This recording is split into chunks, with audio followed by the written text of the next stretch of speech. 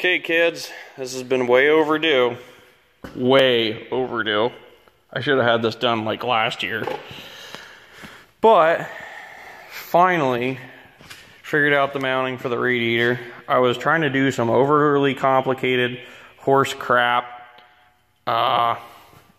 I was gonna have it fastened down here. I had some angle iron welded on the bottom here.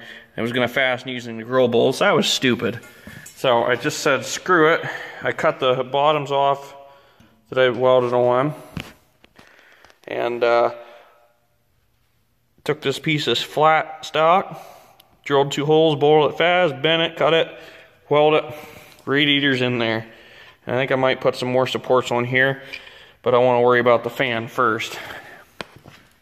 There's the upper radiator hose deal. That'll work.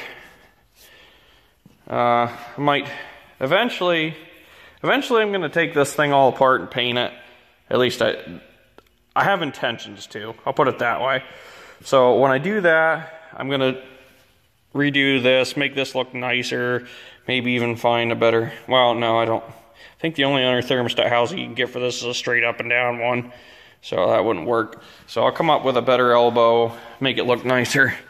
And down here, you can see we got just enough room. Just enough room. That clamp clears by quite a bit, actually. I got this bracket here holding the hose there, and I need to put another one right in there. I'm gonna use the motor mount bolt there and hold the hose there so it doesn't rub the frame. And that'll be the lower hose. I started putting coolant in it, and I'm like, what the hell? I got coolant pouring out the front. So I gotta change the water pump because it's leaking out the weep hole. Oh yeah, here's the new and improved tie rod. You can see I just took the tie rod, bend, and same thing on the other side. And I just cut the center out and added in the distance that I lost from bending it here. And I got new ends, which that wheel's pointed straight, this one's turned, that's why it's so far off. So I gotta put the new ends on, because you can see before I just made extensions with the straight tie rod, and the end link broke. So that's that. There's my battery tray. I tried building a fuel tank out of aluminum to go under the seat where the battery would normally be. It failed, so I'm going to try and build one out of steel, because I cannot weld aluminum to save my life. All I do is burn through. And I thought, you know what? I know how to weld steel. I'd prefer a steel fuel tank. We just had a whole bunch of aluminum diamond plate laying around. And I thought, well, I'll build it out of that. But piss on that. I'm going to build it out of steel. So anyway, after work, I'm going to quick swap the water pump off of this. Holy crap, 4 minutes already. And we'll take this on the first official test drive. Oh yeah, and I got to real quick rig up a dummy fuel system. Anyway guys, stay tuned, because I'm going to try and make it happen today. Alright, it's a moment of truth. Luckily one of the parts engines had a good water pump on it.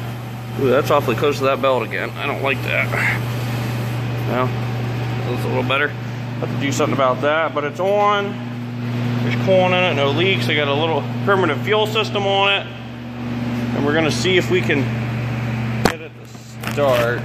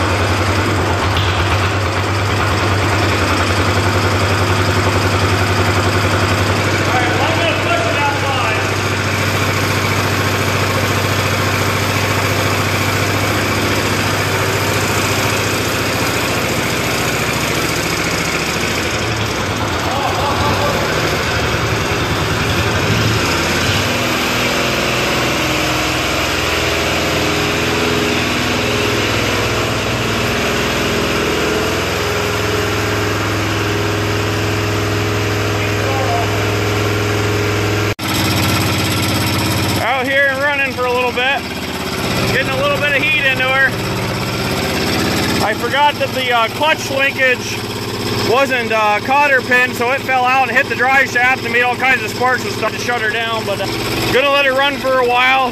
The clutch still didn't want to act right, so I think it's just rusty. So we'll probably not get a test drive in tonight. But oh, lag. Anyway, we probably won't get a test drive in tonight, but we're gonna at least get the thermostat opened up. Stay tuned.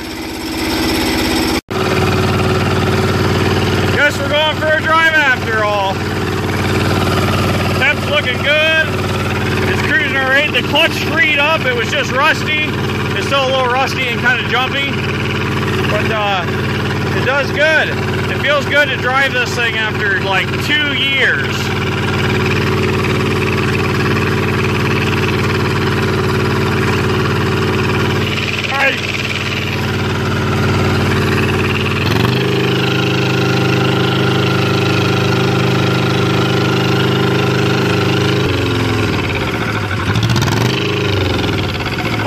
A little bit. Alright, so I'm going to do some more putzing around, and next time you see this, we'll be making some more progress on it. Awesome. Stay tuned. Okay. Can't remember where I left off on this video, but I'm running out of content to upload, and I need to upload some content for my subskis.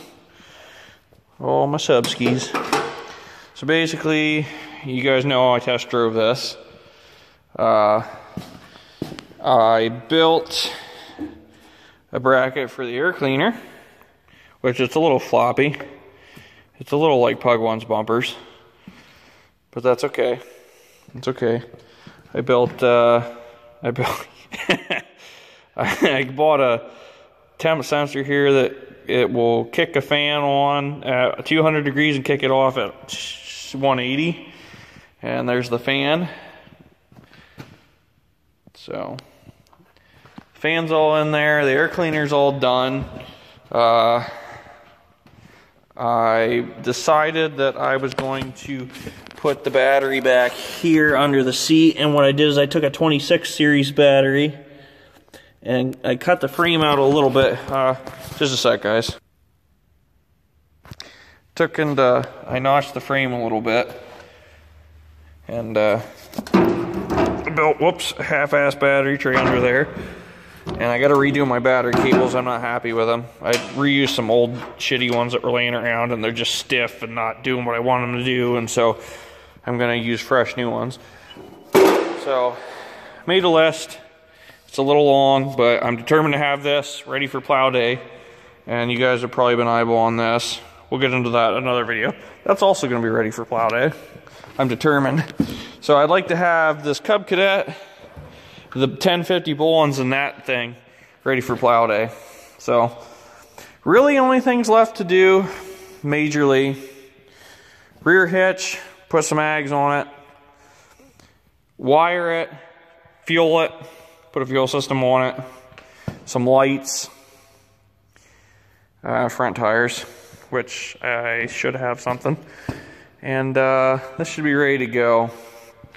Oh, and the gauges, the full gauge and oil pressure gauge I need to put in, and just other random various things, which I think for right now I'm just going to use this fuel tank that came on my my Sears Custom 6 and utilize what I was going to have as the original battery tray. But anyway, guys, I'm babbling on long enough. I'll show you what I got done to this in the next video. When it's done, it'll be awesome. Gotta love it. Thanks for watching, guys. Catch you later.